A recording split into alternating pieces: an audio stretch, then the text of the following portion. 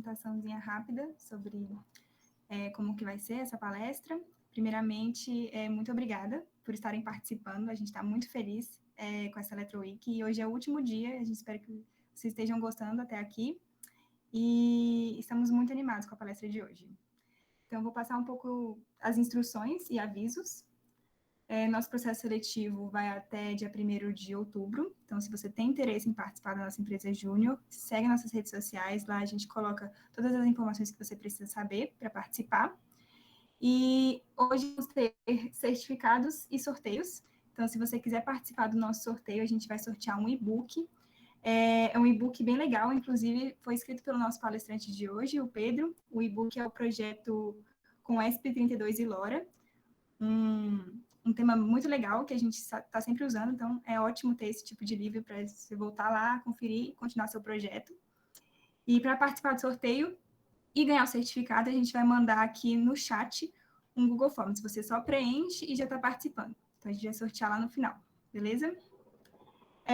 Então é isso, vamos começar. Pedro, seja muito bem-vindo. A gente está muito animado e muito feliz que você aceitou o nosso convite. Vou fazer aqui uma breve introdução do Pedro. O Pedro Bertoletti, ele é formado em Engenharia Elétrica pela Unesp, técnico em Informática Industrial pela Unesp, trabalha como analista de software na área de Android embarcado no Instituto de Pesquisa do Eldorado, possui grande vivência na área de sistemas embarcados, com experiência em pesagem comercial industrial, automação em pesagem, meios de pagamento, rastreamento, telemetria veicular e Android embarcado. Além da atuação profissional, a área de sistemas embarcados, no tempo livre, é entusiasta do movimento Maker e DAI, escrevendo artigos e posts para blogs e revistas nacionais e internacionais. Então, é isso. Muito obrigada, Pedro, por estar aqui. Seja bem-vindo. E quando você estiver pronto, pode começar. Opa, agradeço muito o convite. Eu vou compartilhar agora a tela aqui com vocês. Só um minuto.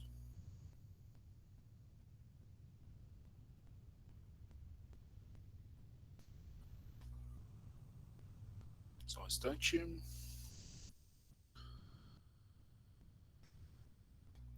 Vocês estão vendo a minha apresentação? Eu vejo. Ah, beleza. Eu vou entrar em modo aqui de apresentação, continuo vendo, certo? Sim. Tudo bem. Então eu vou começar. Bom, boa tarde a todos. Meu nome é Pedro Bertoletti, como a Natália disse. Eu vou apresentar para vocês hoje a palestra Sistemas Embarcados. Como escolher a modalidade ideal para o seu projeto. Antes de começar, um breve resumo, né, da minha carreira. A Natália já introduziu, mas é só complementando. Hoje eu trabalho como analista de software sênior no Instituto de Pesquisa Eldorado, aqui em Campinas, interior de São Paulo. Tenho bastante vivência em desenvolvimento de sistemas embarcados, IoT. Me interesso bastante por sistemas embarcados em geral, software embarcado em geral e IoT. E eu sou autor de 2 livros. Esse que vai ser sorteado hoje, né? Projetos com ESP32 e LoRa, e um outro chamado Manual Maker, Primeiros Passos em Internet das Coisas. Bom, vocês, né, alguns de vocês devem estar em busca de estágio ou em busca de um emprego mesmo efetivo, né? O mercado hoje para a nossa área, acredito que vocês estejam em áreas correlatas à minha, está bem bacana. E eu gostaria de falar um pouquinho sobre o lugar onde eu trabalho, né? Que é o Instituto de Pesquisas Eldorado. O Instituto de Pesquisa Eldorado é um dos maiores institutos de pesquisa do país, né? Está atividades aí já há mais de 20 anos. E tem mais de 1.000 colaboradores hoje em dia em 4 unidades no Brasil, né? Localizados em Brasília, perto de vocês aí, Campinas, onde eu trabalho, Manaus e Porto Alegre. As áreas de atuação do Instituto Eldorado são muito vastas, como vocês podem ver, né? Vai desde TI, telecom, energia, agronegócio, até oil and gas, realidade virtual, inteligência artificial, sistemas embarcados é onde eu me enquadro, enfim, tem todo uma grande gama, um grande escopo, né, de atuação aí no mercado. E o Instituto de Pesquisas Eldorado, né, trabalha em parceria, né, junto com as maiores, né, e melhores empresas do mundo nesses segmentos. Então, quem trabalha lá está lidando com projetos realmente de ponta, né, projetos realmente assim desafiadores e muito bacanas. Caso vocês se interessarem, né, por conhecer mais sobre o Eldorado ou saber mais das vagas que estão abertas nesse momento, recomendo vocês entrarem nesse site aí, jobs.kenobi.com.br, www.eldorado, né? Ou se vocês quiserem utilizar o QR Code abaixo, fiquem à vontade. Lá tem as vagas do Brasil inteiro estão disponíveis lá. Vocês podem se candidatar e vai ser um prazer receber a candidatura de vocês. Eu também fico aberto, né, para esclarecer dúvidas sobre como é trabalhar no Eldorado e tudo mais, se vocês quiserem conversar comigo depois. Bom, vamos à nossa agenda de hoje. Primeiro ponto, vamos definir o que é um software embarcado. Vamos depois partir para as 3 modalidades, né? Perdão. Bare Metal, RTOS e Sistema Operacional de Propósito Geral. Vamos fazer um comparativo entre essas modalidades de software embarcado e, por fim, mostrar alguns casos de uso que podem ser reais, né? Versus cada modalidade que pode ser escolhida para cobrir esse caso de uso. Então, o objetivo de hoje é vocês saírem dessa palestra sabendo o que é cada modalidade e terem um norte para escolher essa modalidade no projeto de vocês. Vamos começar sobre o que é um software embarcado. Bom, antes, né, de definir o que é o software embarcado, né, vamos definir o que é o sistema embarcado. Um sistema embarcado é um dispositivo eletrônico, tá? Ele tem hardware e software juntos, é uma composição de ambos, e ele é capaz de, esse que é o ponto-chave, exercer funcionalidades muito bem definidas e não mutáveis ao longo do uso. O que isso significa?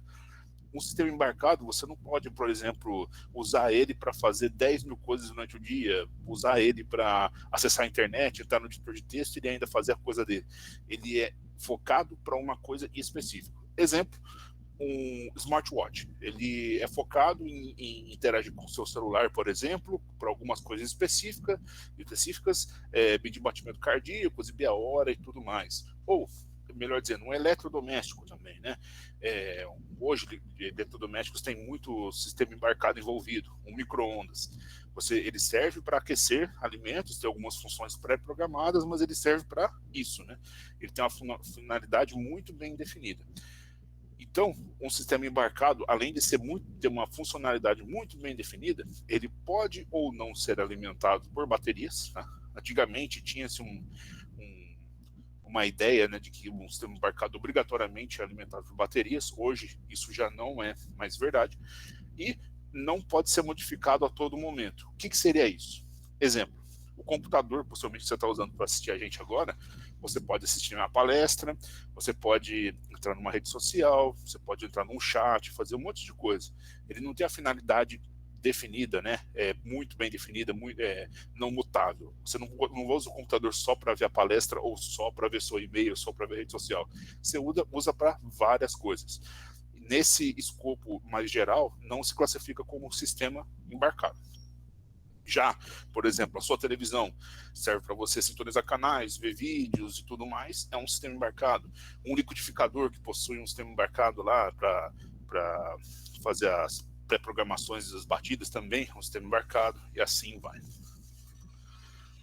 Bom, um software embarcado, né, ele é desenvolvido para ser executado em um sistema embarcado, ou seja, o sistema embarcado é composto de hardware que serve como base para esse software embarcado. Esse software é o que vai, digamos assim, ser a alma, né, desse projeto, desse produto. E esse software roda em um dispositivo eletrônico com um nome muito específico, que é um microcontrolador. Okay? O microcontrolador, voltando um pouquinho, no caso do Arduino, é esse CI aqui, ó, mais compridinho, parece um retângulo. Nele já tem as memórias, I/O, e tudo mais que você precisa para programar, memória tanto flash quanto RAM, né? CPU, tudo que você precisa para fazer um mini computador e um chip. Tudo que você precisa para fazer uma solução computacional está dentro dele. Né? Então, o software embarcado roda dentro de um microcontrolador. E, normalmente, esse software embarcado é desenvolvido em linguagem de programação, né, com nível de abstração mais baixo. O que significa isso? Normalmente é feito em C, C++ hoje em dia está sendo bem popular também, ou Assembly, né? Assembly, se eu tiver alguém aí das antigas, vai lembrar bastante. É uma linguagem muito específica para cada CPU, né?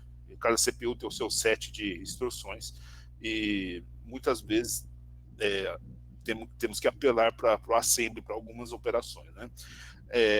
Qual que seria uma receita, né, para ter um bom software embarcado, né? Seria assim, ter um ótimo desempenho. Um software embarcado não pode ser lerdo, não pode travar, ele deve sofrer, digamos assim, menos manutenção possível. Ele deve ser projetado para entrar em deploy, né, entrar em ação e não se mexer mais. Ele deve fazer uso eficiente dos recursos computacionais, eu digo processamento e memória. Ele deve usar com sabedoria esses recursos, não esbanjar. Então, a gente está falando no microcontrolador aí de kbytes de memória, de kbytes de flash, que é memória de armazenamento, né? De uma CPU que vai ali, dependendo da situação, menos que 40 MHz em alguns microcontroladores. Então, a gente está lidando com um mundo muito restrito. Então, fazer o uso eficiente desses recursos é fundamental. Um software embarcado, deve demandar baixo consumo energético, né? Um software não deve ser feito de forma que força o processador a trabalhar o tempo todo, força a memória a trabalhar o tempo todo. Ele deve ter ciclos de consumo normal e ciclos de sleep, né? Que é de uma situação onde ele fica em repouso.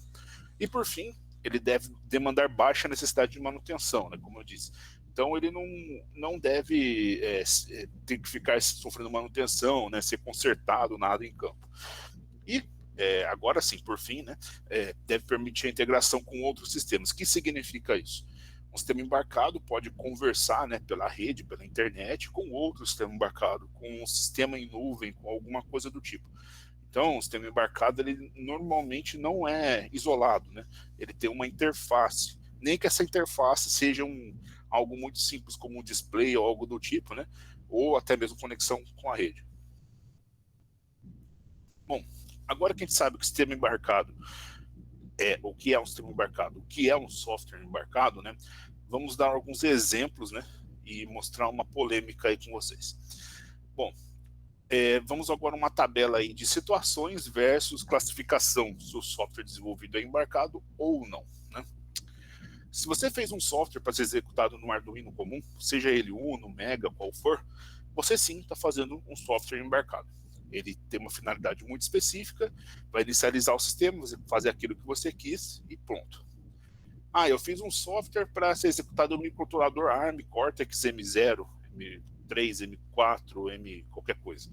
Ele é um software embarcado também, pelas mesmas razões, né, do sistema Arduino. Ele vai executar o que foi proposto para ser feito e pronto. Eu fiz um aplicativo para o smartphone ou tablet. Nesse caso, já não. Por quê? O celular ou tablet, ele tem usos, né, variados, ele pode ter utilizações distintas, né? Você pode usar o celular para muita coisa. Então, o celular não é um sistema embarcado, né, por essa definição, porque ele serve a muitos propósitos. Então, um aplicativo não pode ser considerado um software embarcado, até pelo nível de abstração dele, que é bem alto também, né? E, por fim, a polêmica, né? Fazer um software para rodar em qualquer computador com Windows ou Linux pode ou não ser embarcado. Por quê? No caso, vocês devem conhecer as Raspberry, né? Vou até voltar aqui, ó. Essa figura aqui na direita superior. Ela é um sistema operacional, né, que tem ali um SoC, né, um sistema, um chip, tem memória, tem interface com display, tem tudo. É um mini computador do tamanho de um cartão de crédito. Se você for utilizar esse sistema embarcado para um fim muito específico, ou seja, você vai deixar isso aí, por exemplo, para controlar senhas, né, num laboratório, ou senhas em um local público, ou para exibir informações publicitárias numa TV, alguma coisa bem específica, sim, você pode dizer que está fazendo um software embarcado. Agora, se a pessoa vai usar essa placa, né, para finalidades diversas, incluindo a finalidade de ser um computador pessoal, nesse caso, não. Agora, vamos partir para as 3 modalidades de software embarcado. Existem 3, por modalidades, eu digo assim, categorias, né, de softwares embarcados hoje. Bare Metal, RTOS, né, RTOS, e o Sistema Operacional de Propósito Geral. Vamos começar com a Bare Metal. Na modalidade Bare Metal, sendo sucinto, é como você faz, por exemplo, no Arduino. Vocês já devem ter programado algum Arduino na vida. Você faz um programa, não existe um sistema operacional rodando no Arduino, você pode usar bibliotecas, pode usar algumas coisas de abstração, mas você não tem um sistema operacional gravado no chip. Você está programando um programa, fazendo um programa que vai conversar ali com o chip de uma forma ou outra, direto com a CPU, com as memórias. Esse tipo de sistema embarcado, onde não faz uso de sistema operacional, ou seja, o seu software conversa direto com a CPU, é denominado bare metal. Tá? Então, se você estiver programando um Arduino aí, você pode dizer que você está fazendo programação bare metal. Características dessa modalidade, né? Normalmente o nível de abstração das linguagens é muito baixa, é C, C++ em alguns casos e Assembly. Muito dificilmente você vai ver algo fora dessa linha, né? Por questão de desempenho e limitações mesmo do hardware, né? Tudo no sistema bare metal fica a cargo do projetista, né? Do software. Então, gerenciar memória, gerenciar uso de CPU, gerenciar energia, timers, tudo que for, fica a cargo do projetista. Não tem um sistema operacional para ajudar. Então, se você tiver um problema de vazamento de memória, a gente fala vazamento, mas assim, quando você faz uma alocação dinâmica e não desaloca, problemas de uso excessivo de CPU, que leva a esquentar ou leva a gastar mais bateria e tudo mais, isso você pode dizer que a culpa é diretamente do projetista, porque não tem um sistema operacional no meio, né? O projetista deve cuidar de tudo, né? Essa modalidade é escolhida, né? É preferível em casos onde os microcontroladores são muito restritos, não tem recurso para rodar um sistema operacional. Hoje em dia esse cenário é cada vez mais raro, mas até alguns anos atrás isso era bem factível. Você tinha microcontroladores onde não aguentava rodar nada, né, a não ser a sua própria aplicação, seu próprio programa bare metal ali. Além disso, né, esse já é um caso mais específico que eu vou falar agora. E quando você deseja que o programa, né, tenha o menor tempo de boot, o menor tempo de inicialização possível, a modalidade bare metal é uma boa saída, porque ela não tem um sistema operacional, então o boot dela já começa automaticamente ali na sua aplicação. Não tem nada antes, salvo pelo bootloader do microcontrolador, mas não tem nada antes ali para ser inicializado, já começa com a sua aplicação, com as suas rotinas. Então, o tempo de boot vai ser o menor possível, né? Por consequência, né, como não tem um sistema operacional, não tem uma camada intermediária, se você deseja a maior velocidade possível de execução por uma coisa muito específica, por exemplo, ler uma porta, ler um conversor analógico digital, coisas assim muito específicas, o bare metal pode dar a maior velocidade possível nesse caso. E, por fim, estratégia de negócio, né? Você fazer uma aplicação, um software embarcado, ali sem fazer uso de um sistema operacional terceiro, né? Por questão de talvez segurança, proteção do software final. Se alguém tentar decifrar o que tem ali, não vai conseguir. Isso pode ser válido também. Bom, exemplos, né? Algumas figuras aí de software bare metal. À esquerda, vemos aí o Arduino, né? Arduino IDE. Vocês já devem conhecer isso muito bem.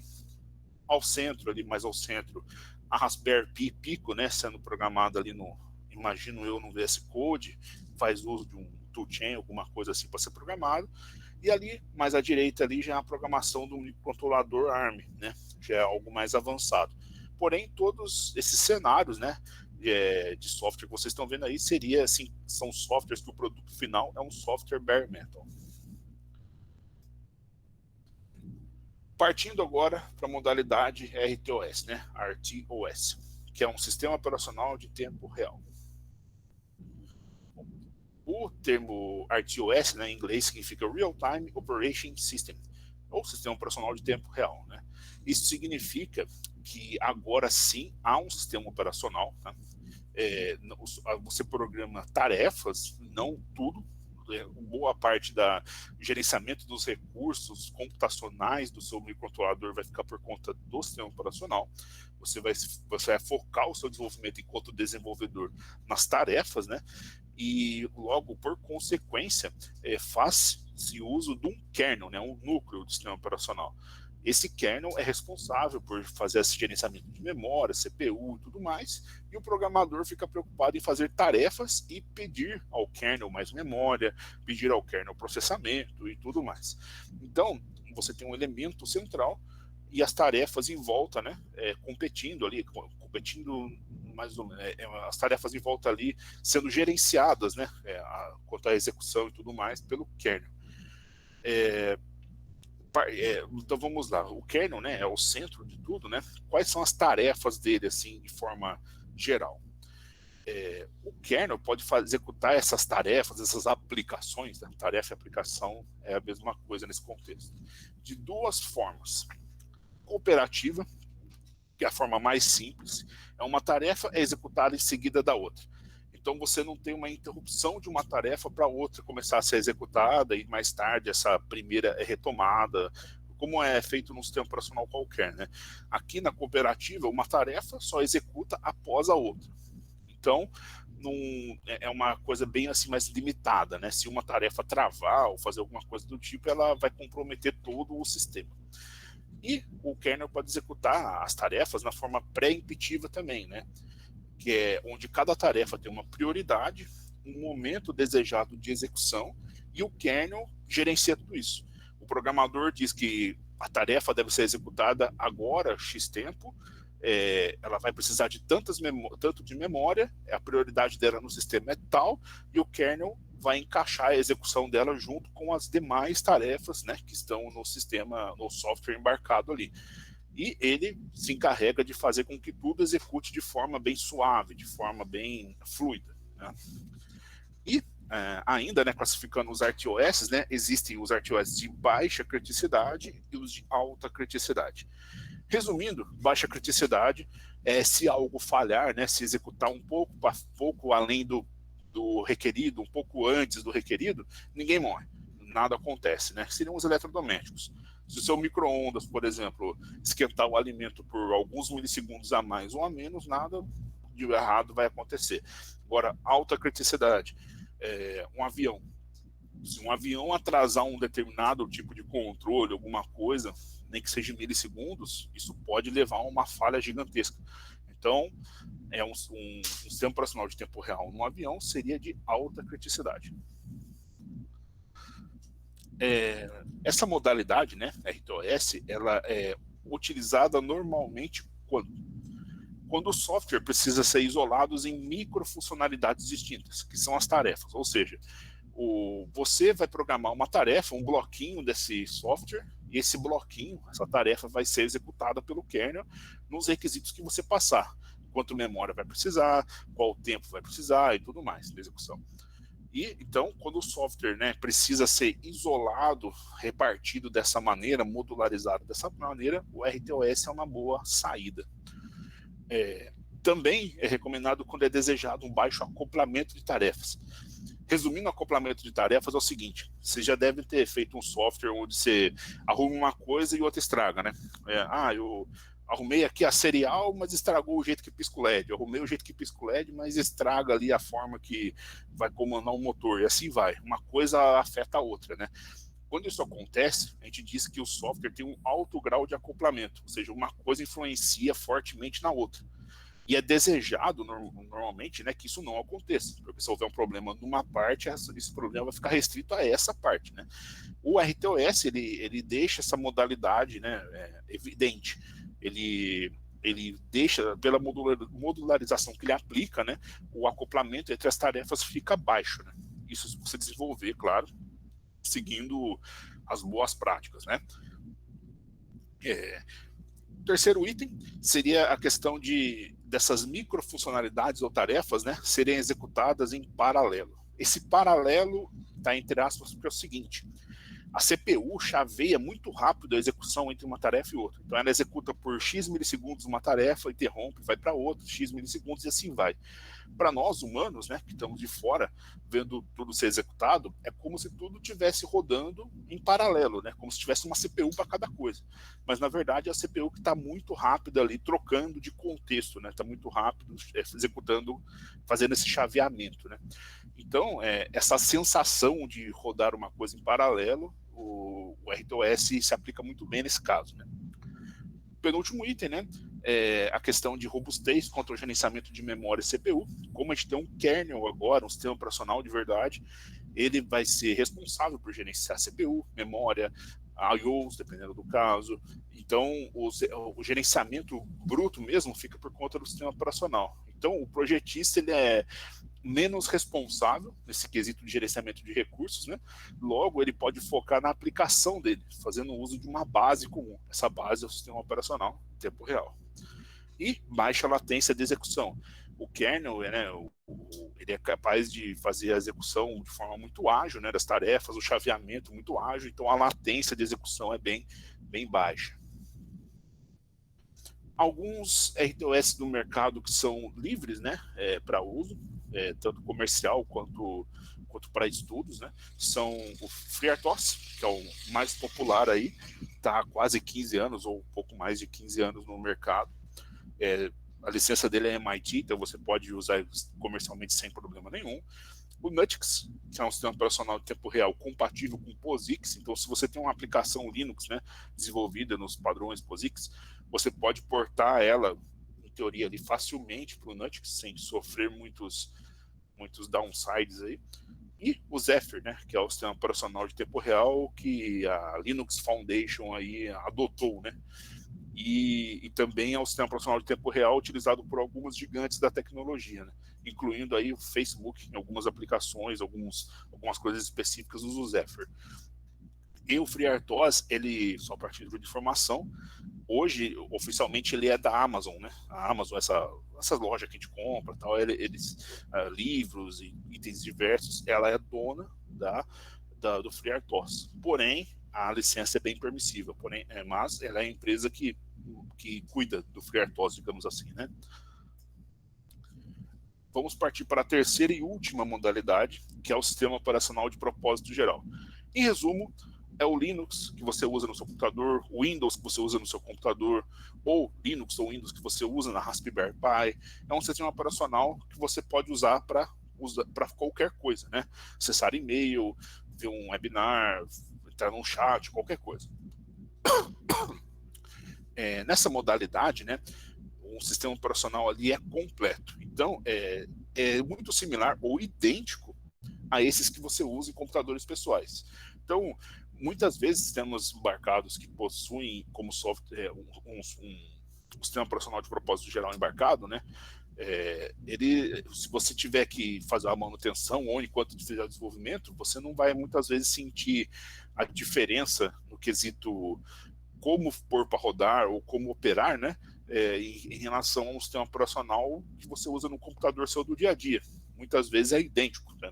No caso da Raspberry Pi, inclusive você pode pôr o Ubuntu, se não me falha a memória, a última versão liberada é 20.04, que é a que muita gente usa no computador hoje. Então você vai ter a mesma versão do sistema operacional rodando nessa placa aí, nessa single board computer.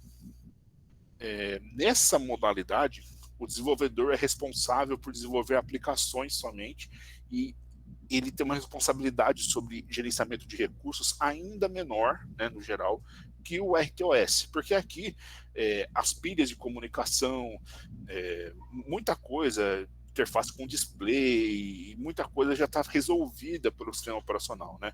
Ele tem o kernel, mais drivers, mais aplicações, ele tem um monte de coisa.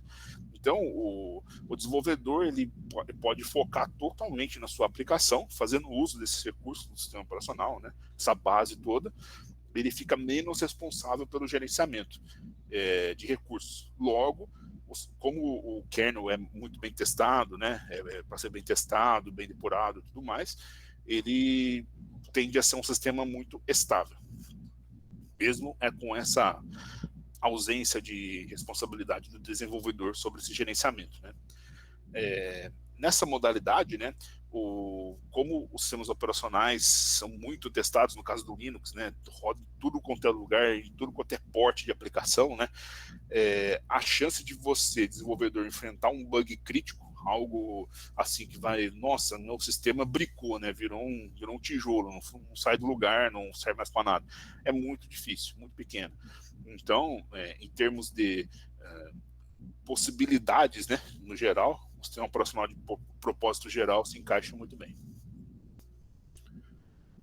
Há 3, né, características principais, né?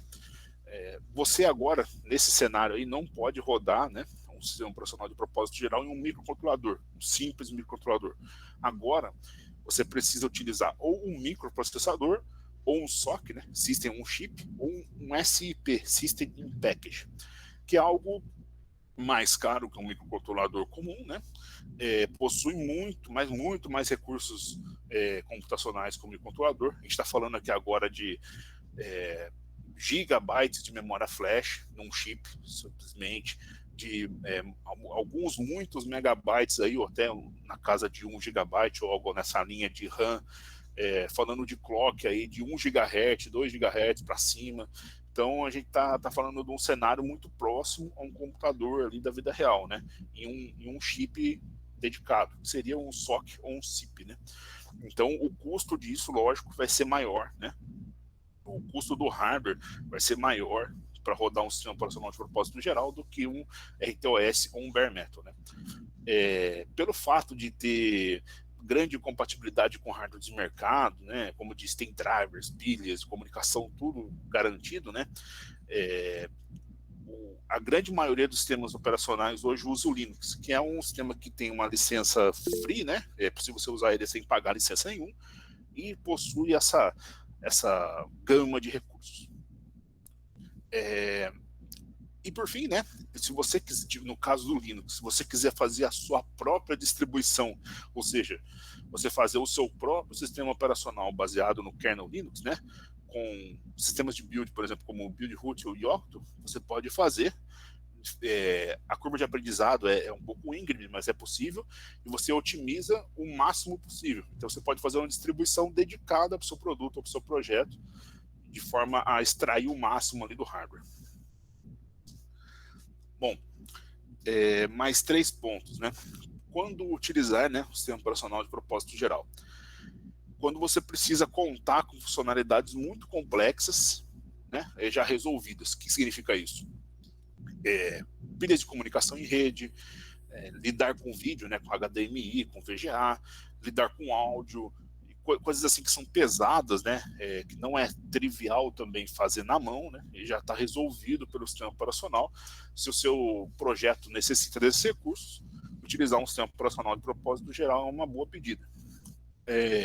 Se você precisar também utilizar frameworks e bibliotecas muito complexas, por exemplo, OpenCV, se vocês utilizam computação visual, visão computacional, por exemplo, TensorFlow, coisas que é para inteligência artificial e coisas assim bem pesadas, bem complexas, normalmente você vai conseguir isso só com o sistema operacional de propósito geral. Existem versões, né, mais light aí, mais restritas, né, em uso do sistema computacional para rodar em microcontroladores mesmo, por exemplo, do TensorFlow, mas não é a mesma coisa, né, não tem as mesmas possibilidades que a versão completa, né, então que você vai conseguir somente rodando no sistema operacional de propósito geral. E você pode, se você está fazendo um projeto que você quer portar algo que já é feito para um PC hoje, por exemplo, para rodar numa Raspberry Pi, fazer esse porte de plataforma, se ambos os lados, tanto o PC quanto a Raspberry Pi, estiver usando o mesmo sistema operacional, esse porte vai ser quase que instantâneo, né? Basta recompilar esse projeto para o hardware da Raspberry Pi e você vai ter ele rodando sem problema nenhum. Então isso facilita muito esse porte, né? Alguns exemplos de distribuições aí Linux, no caso, né, famosas no mundo dos sistemas embarcados. Ubuntu, você deve utilizar, alguns de vocês devem utilizar em computadores pessoais, né? Debian, que é da onde o Ubuntu se baseia, mas o Debian também é utilizado em sistemas operacional de propósito geral. O Raspberry Pi OS, que também deriva do Debian, e é uma distribuição focada nos recursos da Raspberry Pi, né? Então, se você tem uma Raspberry Pi, um ótimo primeiro passo é utilizar o próprio sistema operacional deles, né, que é uma distro com os recursos já dele muito bem definidos. E o OpenWRT é a distribuição aí que roda em muitos dos roteadores que a gente lida, roteadores Wi-Fi que a gente lida aí no dia a dia.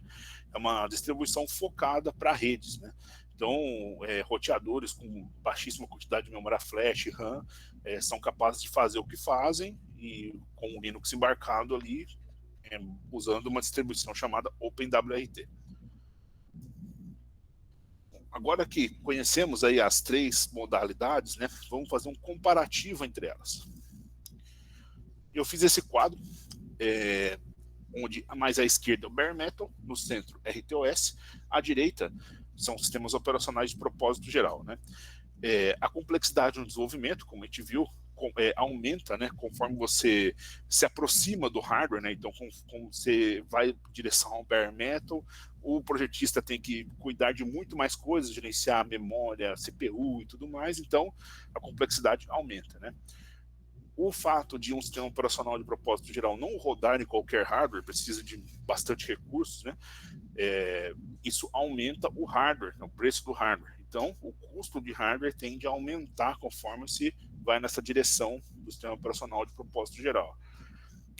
Pelo fato de ser muito mais complexo um Bare Metal em relação ao sistema operacional de propósito geral, né, no quesito desenvolvimento, o valor da homem-hora, né, o valor que você vai pagar por homem-hora e o preço, o custo total do desenvolvimento mesmo tende a ser maior com o Bare Metal, tá? Devido o projetista tem que cuidar de tudo, né? Tá tudo na mão dele.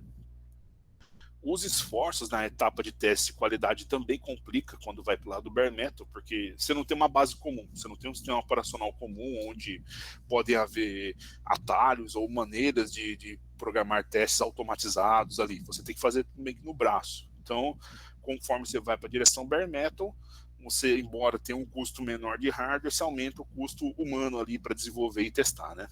E, por fim, a viabilidade de atualizações remotas. Por exemplo, o sistema seu está em campo, precisa de uma correção de software e você quer mudar esse software dele. Conforme você vai mais na direção ali do sistema operacional de propósito geral, isso fica mais simples. Ferramentas de update, né, over the air, né, OTA, vão estar ali mais disponíveis, né. Já no Bare Metal a pessoa tem que fazer no braço, tem que fazer uma dela mesmo e se tiver um bug nela, só indo lá em campo para resolver, né. Já no Linux, por exemplo, você tem muitos mecanismos de atualização remotos aí disponíveis, tem sistemas de mercados focados nisso, então a chance de fracasso nessa etapa aí é muito baixa, né? Bom, vamos agora aos casos de uso, né? O último tópico aí da palestra. Bom, caso 1, você tem um software embarcado, né, que controla um eletrodoméstico simples. Aí não é tão simples assim, né, mas é um liquidificador, né? Quais são os requisitos nesse caso, eletrodoméstico? Uma interface simples com o usuário, botões de display, não precisa de algo muito rebuscado, né? Botões de display basta. Funcionalidades extremamente bem definidas, ou seja, ele tem lá as velocidades de batida, possivelmente também uma programação de quanto tempo vai bater ou algo assim, e acabou, né? O liquidificador você não vai fazer nada além disso. Então, as funcionalidades são muito bem definidas. E não possui uma alta criticidade. Se falhar a execução ou se demorar um pouquinho, alguns milissegundos a mais para bater ou deixar de bater o seu alimento, sua vitamina ali, não vai matar ninguém, né? Então, o usuário muitas vezes nem vai perceber. Então, a criticidade dele é baixa, né? Ninguém se machuca se isso acontecer. Nesse caso, são elegíveis 2 modalidades de software embarcado. Bare Metal, né, pela baixa complexidade exigida do software, então a aplicação final fica bem simples, né, e pelo Bare Metal ganhar velocidade, então é um ponto positivo para um eletrodoméstico, né, ele vai bootar rapidinho, vai ligar rapidinho, fazer o que tem que fazer rapidinho. Ou um RTOS, né?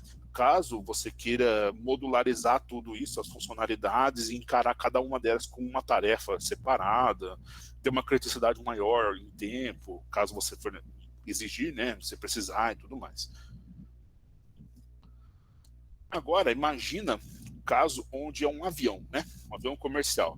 Ou seja, tem muitas pessoas viajando nesse avião fora a tripulação, né? Para atender esse voo, né? Então você tem muitas vidas em jogo ali nesse avião. E se esse avião cair, né, em uma zona urbana, uma zona populosa, o dano vai ser multiplicado N vezes, né? Então, um erro num avião pode significar muitas vidas, né? Então, um avião deve ser extremamente confiável, né? Exigir o mínimo tempo de latência possível, né? Um erro ali de latência pode levar a um acidente aéreo. E ter um gerenciamento de CPU e memória extremamente confiável, né? Imagina você estar voando com o avião e dá a tela azul, a famosa tela azul, né? Ou alguma coisa trava, ou dá um vazamento de memória, não consegue mais usar memória. Imagina que coisa horrível, né? Um avião ficar condenado em pleno ar, né? Nesse caso, a única modalidade elegível, para esse caso é um RTOS, né?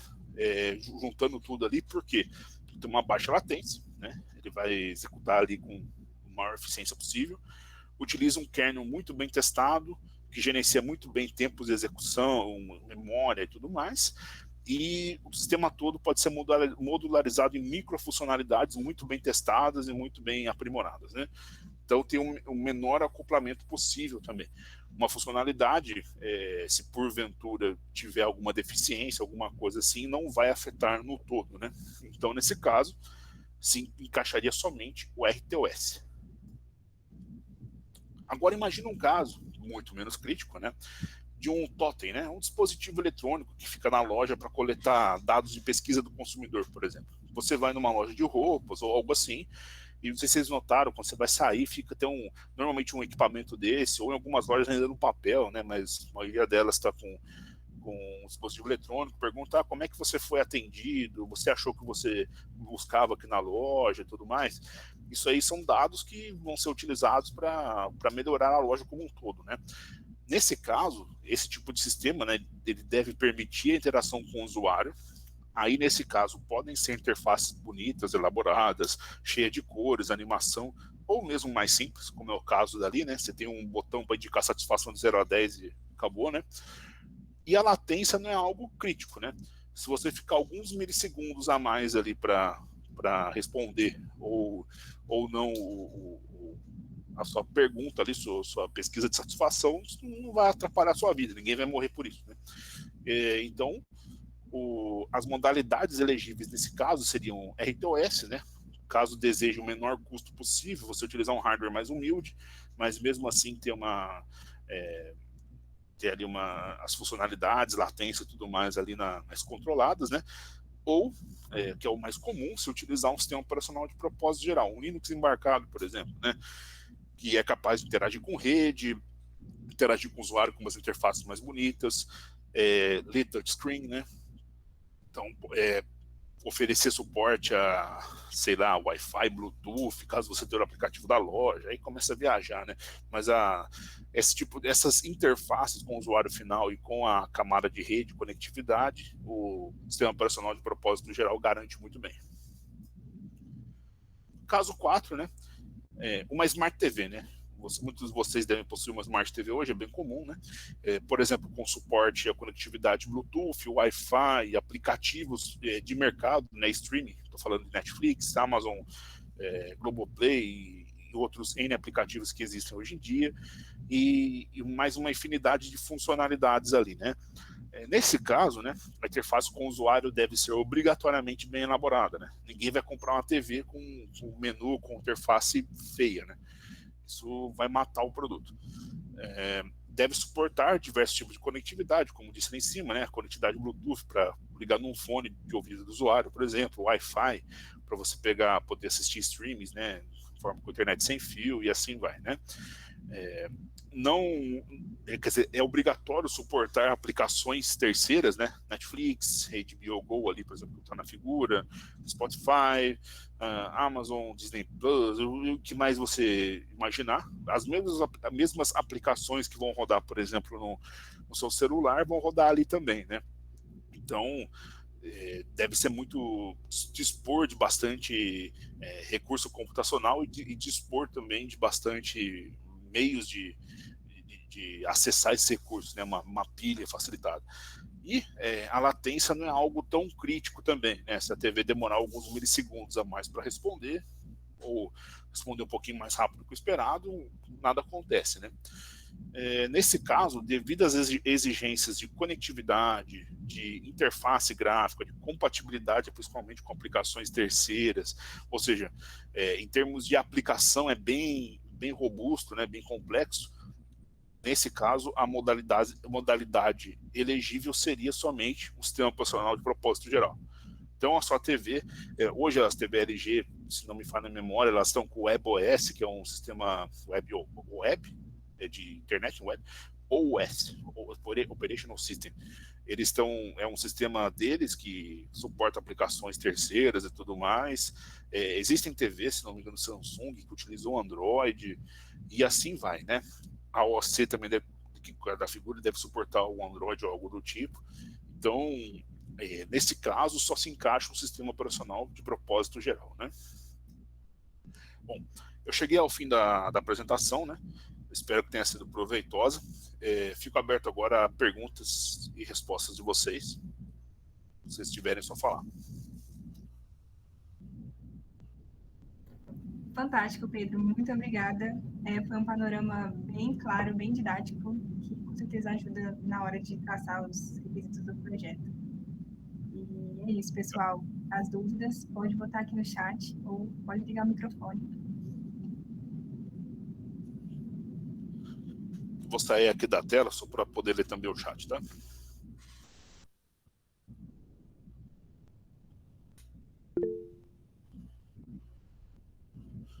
Alguém levantou a mão, certo? Então, vou começar aqui. Manda lá. Parabéns pela apresentação, primeiramente, né? Obrigado. A Natália falou, bem explicativo. Eu queria fazer uma pergunta. Ela não é muito relacionada com o tema em si, é mais com o que você apresentou ali no começo, do Instituto Eldorado, que eu já tinha dado uma pesquisada sobre ele e eu vi que lá fazem testes de homologação de produtos. Eu queria saber se você entende sobre esses processos, porque aqui na Eletron João a gente às vezes passa por clientes que querem, né, transformar o projeto em produto final, mas a gente sabe que tem várias etapas para conseguir realmente soltar no mercado. E aí eu queria saber se você poderia explicar um pouco assim sobre esse tema aqui também para a gente. Bom, você está certo, né? O Eldorado ele cuida dessa parte também de homologações, certificações, né? Inclusive hoje a certificação Sigfox, né? Se você tiver um produto Sigfox no Brasil, se não me falha a memória, o único lugar que é capaz de emitir essa certificação no Brasil é o Eldorado, né? Aqui em Campinas.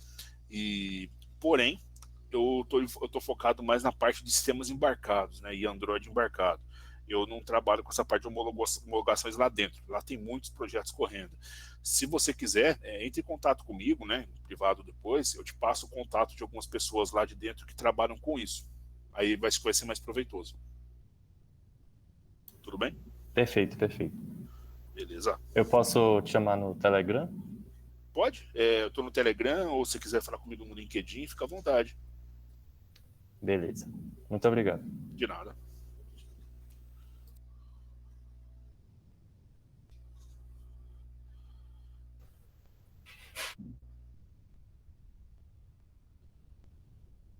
Mais alguma dúvida?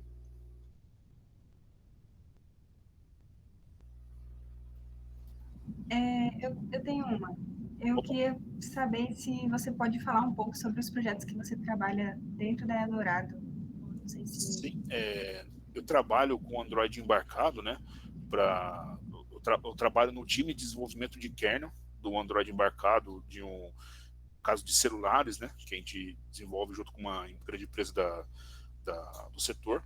E eu tô lidando ali com a parte mais baixo nível ali do Android, né? Que é a parte de kernel, drivers e coisas assim. Então, eu trabalho hoje quase como um Linux. O Android, para quem não conhece, o kernel é muito parecido com o do Linux, né? Então, se você trabalha com Linux embarcado, de kernel, é algo bem parecido também. Não sei se tem alguém dessa área aqui. Você conhece essa área? Não, ainda não. Estou ainda caminhando na graduação. Assim, eu trabalho, né, a área que eu trabalho, eu cuido ali do desenvolvimento e tudo mais, do coração do sistema operacional, do Android, né? Então, a gente cuida dessa parte aí mais baixo nível, a parte mais performática. É o que o meu time faz. Entendi. Massa demais.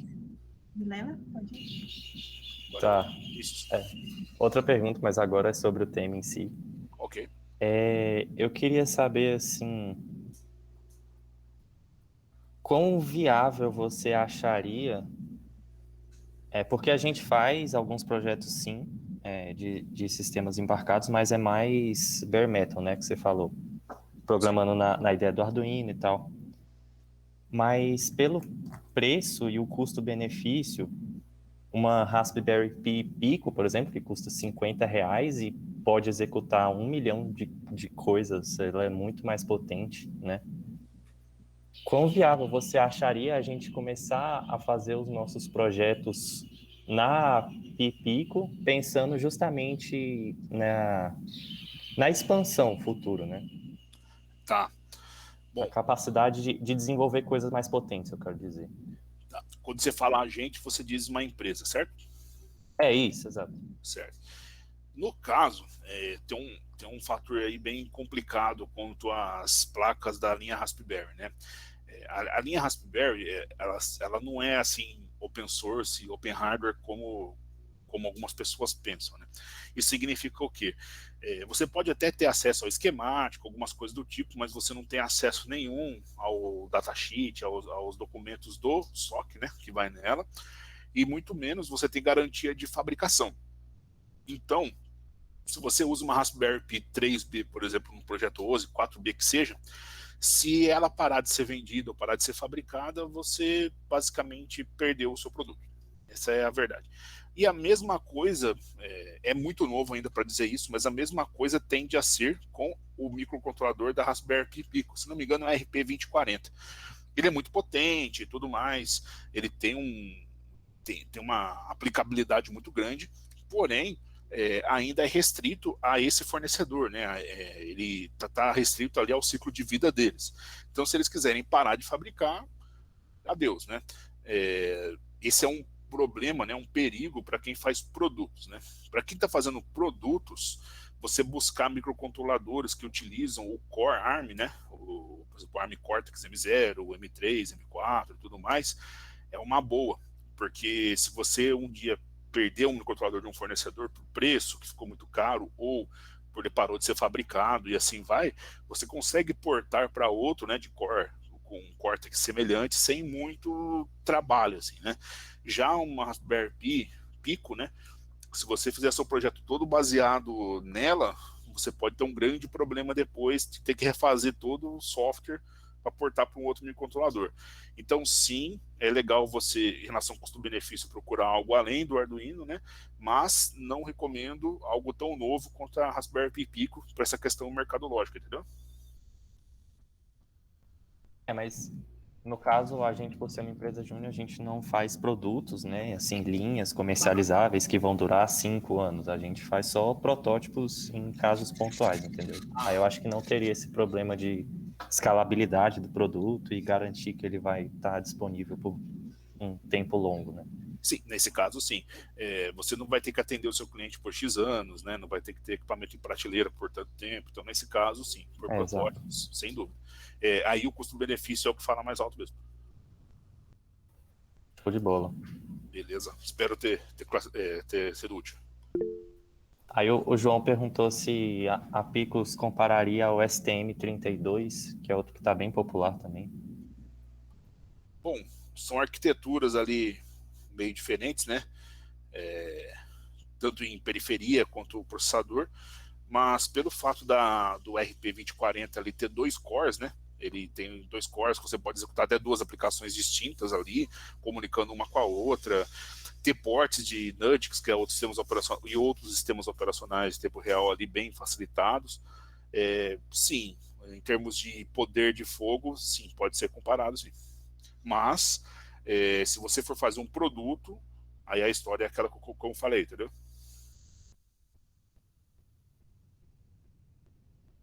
Ficou claro, João? Entendi. Beleza.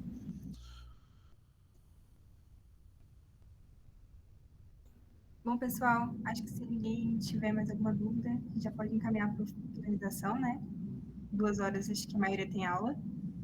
Então, se puder, liguem as câmeras, vamos tirar uma foto para registrar esse momento.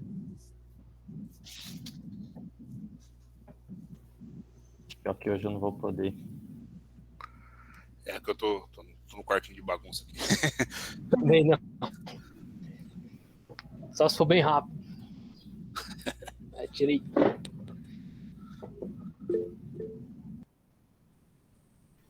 Cadê a Thaís? Estava com a câmera ligada agora, hein? É porque minha mãe estava aqui. Ah, chama ela pra foto também. Bora lá, rapidão. No 3, 1, 2, 3. Show. Show, pessoal. Muito obrigada por vocês participarem. Vamos fazer o sorteio? Beleza. Vou fazer o sorteio aqui rapidão. Para encerramento, deixa eu só compartilhar aqui minha guia. Depois do sorteio eu tenho outra pergunta pra fazer que eu lembrei agora. Se o Pedro não tiver problema. Tranquilo, pode fazer. Beleza. Só um minuto.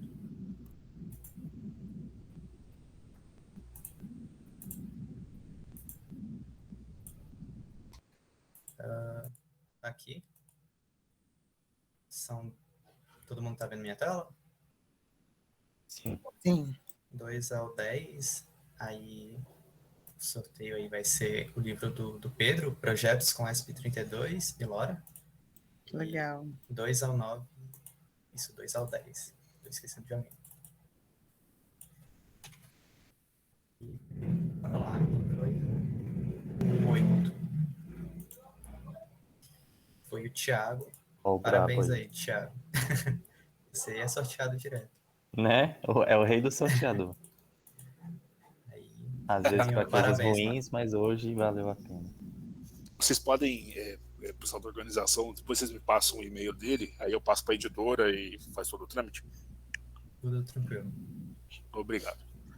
O Vinícius, né? Tinha alguma pergunta, certo? É isso, é porque eu vi o nome do livro, né? Eu acabei lembrando sobre o LoRa. Eu queria saber, assim, um comparativo, que você até mencionou o Sigfox antes também, em relação à homologação do Eldorado, sobre essas tecnologias, né? O LoRa, o Sigfox, o XP, eles têm... Quais são as diferenças principais? Qual é o mais recomendado para tal aplicação? Cara, é uma pergunta bem vasta. Mas, assim, em resumo, né? Se você deseja longo alcance e baixo consumo energético, estou falando baixo consumo de funcionar, por exemplo, anos com uma bateria 18650, por exemplo, né? Essas de lítio, e alcance grande o suficiente para comunicar com o dispositivo a 10 km do gate em área urbana, por exemplo. Nessa linha, recomendo algo mais na linha de LoRaWAN, né? Que usa o rádio LoRa, ou Sigfox. O Zigbee, ele é bacana quando você tem um alcance não tão grande e ele tem uma largura de banda um pouco maior, né? Ele pode transmitir bem mais dados, né, por pacote ou por segundo, com a taxa que você desejar, do que o LoRaWAN ou o Sigfox. Então, se você deseja um alcance ali não tão grande, algo na linha de 1 quilômetro, um pouco mais talvez, e deseja transmitir muitos dados, né, o Zigbee é uma boa solução. Se você deseja transmitir poucos dados, estou falando aí na linha de 30 bytes por mensagem e 150, 140 mensagens por dia, então pouca coisa, no máximo, né? E estando aí a 10 quilômetros, 15 quilômetros de um gateway, usando pouca energia, o Sigfox LoRaWAN pode ser uma boa. Em robustez, né? O Sigfox é um pouco mais robusto, porque ele envia os pacotes dele sempre em 3 frequências distintas, então até 3 gateways podem captar, então a chance de sua comunicação dar em nada é bem menor. Porém também, né, tudo tem um lado bom e um lado ruim, o Sigfox você pode mandar até 12 bytes por vez, então se você tiver algo a mais aí para enviar por mensagem, você não vai conseguir. Então, assim, em resumo, se você deseja muita economia de energia, um alcance muito grande, vai para as LP-WANs, Sigfox e LoRaWAN. Se você deseja algo consumo não tão grande e enviar mais dados, ter uma largura de banda maior, largura de banda de questão de dados, né? Vai para o Zigbee, entendeu? Entendi. Valeu, show demais. Beleza? Show demais. Então é isso, pessoal. Obrigada pela participação, obrigada, Pedro, por participar aqui, por expor um pouco do seu conhecimento pra gente. Foi ótimo. Fico aberto aí Valeu. nas redes sociais e tudo mais, quem quiser conversar